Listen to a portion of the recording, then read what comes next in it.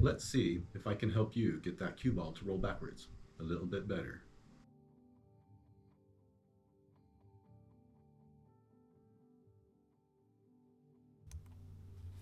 Okay, so let's try to keep the butt end of the cue more level, keep it down as far as you can and not raised up so where you're like poking.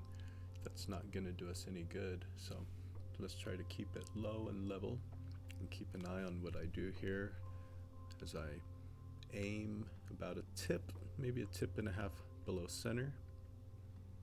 And I'm just gonna make sure that I follow through. I don't stop where that ball's gonna be.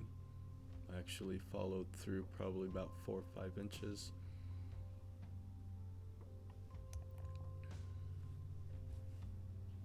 So let's just get a few balls out, just hit it low. Doesn't really matter where the ball's gonna go, just make sure it's drawn backwards. Set it up with your hand, do it again. If you want to use a dot on the ball or find a marking that you can kind of find that range, and just make sure that you're kind of following through a little bit. And then with this one, just make sure that we're hitting it a little low to make sure it doesn't follow at all. With the second drill, why not just kind of do the same thing but not follow so far back and try to get shape for the next ball. If you want to turn it and use the dot, that's fine. Get to the next shot, just make sure we don't follow any, and stop would be a nice one to practice. Okay, now why don't we try this? Draw it all the way back and get it to go at least half table so it bounces off the rail. Grab it, set it up again, draw it, make sure that you're hitting firm.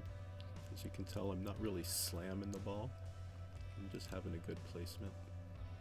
And then try to draw it back and hit the stick, the rail, maybe set up a target and knock that 9-ball in real quick. Here's one for more advanced. See if you can just set these up, not removing the cue ball forward at all.